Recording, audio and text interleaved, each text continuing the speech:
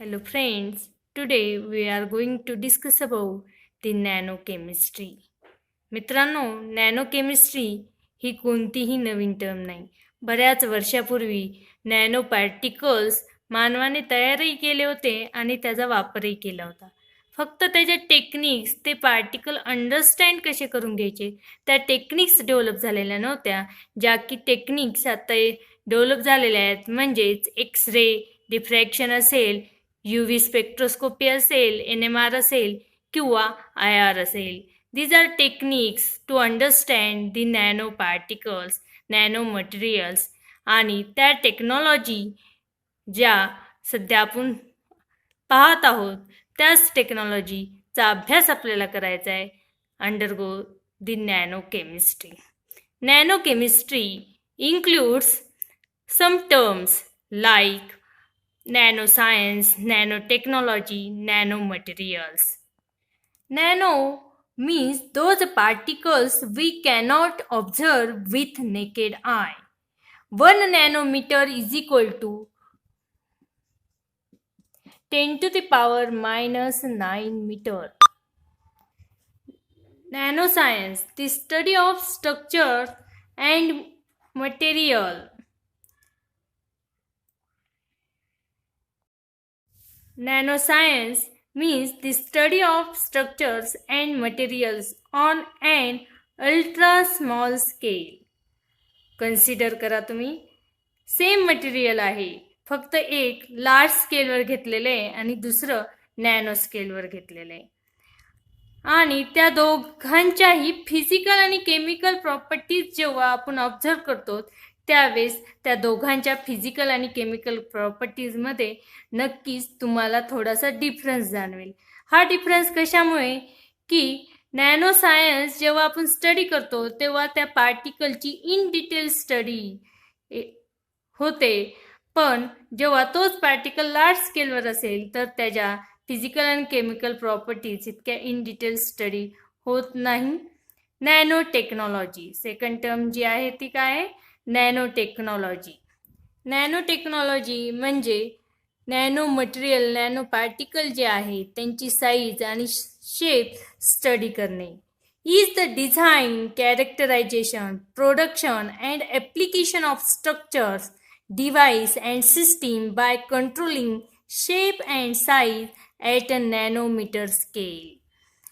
Next term जी आहे ती nano material. Nano material is a material having structural component with at least 1 dimension in the nano scale. Nanometre स्केलवर at least 1 to 100 nanometre मध्ये ते particles. Nano materials are larger than single atom but smaller than bacteria and cell. Nanochemistry, it deals with the designing and synthesis of material of nanoscale with a different size and shape, structure and composition and their organization into functional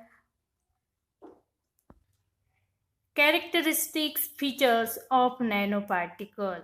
Here discuss some characteristic feature. आपण इथे 3च characteristic features discuss करणार आहोत. Colour, surface area and catalytic activity. Colour, it is an optical property that is different at nanoscale. Consider example gold. Gold जर तुम्ही सोने जर पाहिले तर तुम्हाला कसा कलर दिसेल? शाईन येल्लो कलर तुम्हाला सोन्याचा ऑब्झर्व होईल. पण तुम्ही फक्त सोन्याचे काही ॲटम्स घ्या, नॅनो पार्टिकल्स घ्या. समजा 100 ॲटम सोन्याचे क्यूब तुम्ही घेतले आणि ते अरेंज केले तर तुम्ही ज्यावेळेस त्याचा कलर ऑब्झर्व करताल त्यावेळेस त्याचा कलर तुम्हाला रेड ऑब्झर्व होईल. This is a optical property of nanoparticles.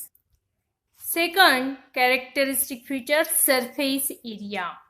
Surface area increases reactivity because nanoparticle, एखादा बल्क ॲटम जर तुम्ही घेतलात, बल्क मटेरियल जर तुम्ही घेतलात आणि त्याची रिॲक्शन जर तुम्ही केली तर त्याला जो सरफेस आहे तो त्याचा सरफेस लिमिटेडच असेल. पण तोच बल्क मटेरियल जर नॅनो पार्टिकलच्या फॉर्ममध्ये तुम्ही घेतलात किंवा तो बल्क मटेरियलचे तुकडे केले तर किंवा डिवाइड जर केले तर ते नॅनो पार्टिकलमध्ये कन्वर्ट होईल आणि मग नॅनो पार्टिकलमध्ये कन्वर्ट झाल्यानंतर त्याचा सरफेस एरिया इन्क्रीज होईल आणि सरफेस एरिया इन्क्रीज झाला की रिॲक्टिव्हिटी सुद्धा काय होणार आहे, तिथे इन्क्रीज होणार आहे. म्हणून surface area increases the reactivity means number of reaction sites तिथे गोज ऑन इन्क्रीज. बोर्डवर मी एक्सप्लेन केलेले सरफेस एरिया हा बल्क मटेरियल आहे in the form of cube. ह्याला डिवाइड केले कशामध्ये, नॅनो पार्टिकलमध्ये. मग छोटे छोटे पार्टिकल झाले, हे छोटे छोटे क्यूब तिथे तयार झाले. मग इथे जर तुम्ही सरफेस एरिया पाहिला तर हा सरफेस एरिया तुम्हाला दिसतो. पण ह्याच पार्टिकलला जेव्हा स्मॉलमध्ये डिवाइड झाले तर तेव्हा प्रत्येक इच अँड एव्हरी पार्टिकलचा जो सरफेस एरिया आहे हा तो सर्व काय होतो, रिएक्शनमध्ये पार्टिसिपेट होतो.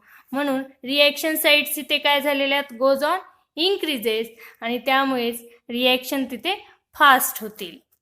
पुढची प्रॉपर्टी आहे कॅटॅलायटिक ॲक्टिव्हिटी. यू नो कॅटॅलिस्ट म्हणजे increase the rate of reaction. जो रिॲक्शनमध्ये डायरेक्टली पार्टिसिपेट होत नाही पण रिॲक्शनचा रेट काय करतो, इन्क्रीज करतो. ही कॅटॅलिस्ट सुद्धा परत सरफेस एरियासारखी सिमिलर टर्म आहे. जर तो कॅटॅलिस्ट तुम्ही नॅनो फॉर्ममध्ये यूज केला तर तिथे ॲक्टिव्ह साइट्स काय असतील, इन्क्रीज असेल, सरफेस एरिया इन्क्रीज होईल आणि त्यामुळे त्या पार्टिकलची साईज जर डिक्रीज झाली तर तिथे रिॲक्शन काय होईल, फास्ट होईल. आणि due to this nano particle catalyst can be easily separated and can be recycled. Analysis of nanoparticles.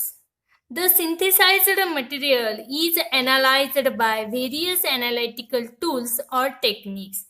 The name of these techniques or tools described in the chart. तुम्हाला एक chart दिलेला आहे, त्या चार्टमध्ये त्या टेक्निक्स आणि ॲनालिसिसच्या टेक्निक्स, त्या इन्स्ट्रुमेंटचे नाव आणि त्यामधनं आपल्याला कोणती इन्फॉर्मेशन मिळते, नेमकं काय आपण ॲनालिसिस तिथे करणार आहोत ते तुम्हाला लक्षात येईल. UV visible spectroscopy means ultraviolet spectrometer ने आपल्याला त्या पार्टिकल्स नॅनो पार्टिकल कन्फर्मेशन करता येईल. फॉर्मेशन झालेत का नाही तिथे नॅनो पार्टिकल ते काय. त्यानंतर एक्सरे डिफ्रॅक्शनने त्या नॅनो पार्टिकल, तयार झालेल्या नॅनो पार्टिकलचं क्रिस्टल स्ट्रक्चर, त्याची जॉमेट्री, त्याची पार्टिकल साईज तुम्हाला कळेल. इलेक्ट्रॉन स्कॅनिंगने तुम्हाला structures of surface of material तिथे लक्षात येईल. त्याच पद्धतीने transmission electron microscopy particle size लक्षात येईल. FTIR ने तुम्हाला ॲब्सॉर्प्शन ऑफ फंक्शनल ग्रुप्स तिथे लक्षात येईल. तसेच NMR-IR ह्या टेक्निक्ससुद्धा नॅनो पार्टिकलचे ॲनालिसिस करण्यासाठी यूज करण्यात येतात. Applications of nano materials nano particle नवीन प्रोडक्शनमध्ये यूज केले जातात. Nano particles can contribute to stronger, lighter, cleaner and smarter surface and system. These are also used in manufacture of eyeglasses, transport, sunscreen, crack resistance paint, so on. Nanoparticles also used in electronic device. Nanotechnology plays an important role in water purification. Water प्युरिफिकेशनमध्ये nano पार्टिकलचा अतिशय महत्त्वाचा role आहे. कारण जे आपण filters use करतो त्या फिल्टरमध्ये काय आहे तर नॅनो पार्टिकल आहे. आणि कशाचे नॅनो पार्टिकल आहेत, सिल्वरचे नॅनो पार्टिकल तिथे इफेक्टिव्ह आहे, जे की वॉटर, इम्प्युअर वॉटरमध्ये जे वॉटर बर्न पॅथोजन्स आहेत, व्हायरस, बॅक्टेरिया, त्यांची इफेक्टिव्हिटी डिक्रीज करणे किंवा डिसइन्फेक्टंट करणे हे काम ते वॉटर प्युरिफायर करतात. तर ते नॅनो पार्टिकलच्या माध्यमाद्वारे means remove E coli from water. Also self cleaning material. Lotus is an example of self cleaning.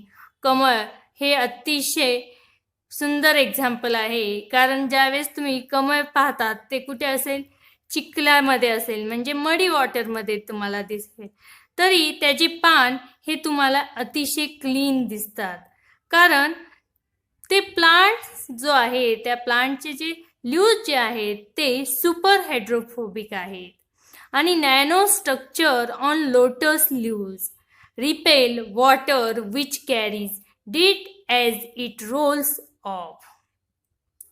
ह्या नॅनो पार्टिकलचे जसे ॲप्लिकेशन्स आहेत तशा ह्या टेक्नॉलॉजीमध्ये काही ॲडव्हान्टेजेस अँड डिसॲडव्हान्टेजेस सुद्धा तुम्हाला दिसून येतील. ॲडव्हान्टेजेस आपण सुरुवातीला पाहूत. रिव्होल्युशन इन इलेक्ट्रॉनिक अँड कॉम्प्युटरिंग मध्ये नॅनो मटेरियल तिथे यूज केलेले आहेत. त्याच पद्धतीने एनर्जी सेक्टरमध्ये सुद्धा नॅनो मटेरियलचा यूज होतो. Energy storage device will become more efficient. त्यानंतर मेडिकल फील्डमध्ये नॅनो पार्टिकल, सध्या नॅनो टेक्नॉलॉजीचा अतिशय यूज आहे मेडिकल फील्डमध्ये. कॅन्सर सारख्या थेरपीमध्ये नॅनो पार्टिकल्सचा यूज होतो.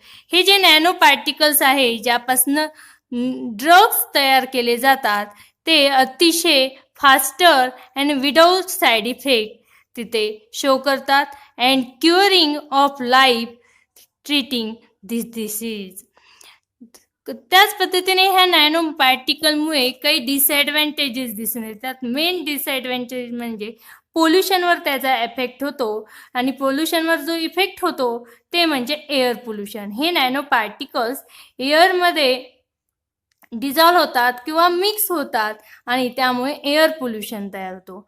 मग असे नॅनो पार्टिकल ह्या एअर पोल्युशनद्वारे आपल्या शरीरामध्ये जातात ब्रिदिंगद्वारे आणि त्याचा आपल्या लिव्हिंग ऑर्गॅनिझमवर डेंजरस इफेक्ट, हार्मफुल इफेक्ट पाहायला मिळतो. म्हणजे ह्या नॅनो पार्टिकलमुळे cause lung damage, respiratory tract damage होऊ शकतो.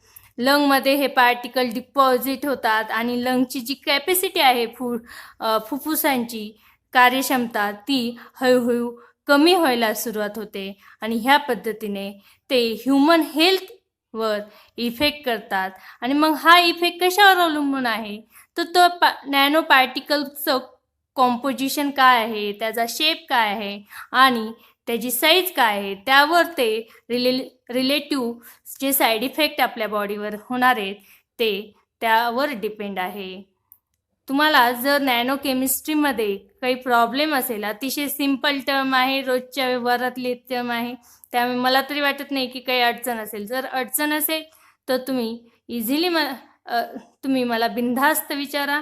काही जर प्रॉब्लेम असतील, काही वेगवेगळ्या नॅनो टेक्नॉलॉजी वेगवेगळ्या ठिकाणी यूज करत असेल, जर तुम्हाला त्याची इन्फॉर्मेशन पाहिजे असेल तर मला विचारा. नक्कीच तुम्हाला मी तुमच्या ज्या क्युरीज असेल त्या सॉल्व करेल.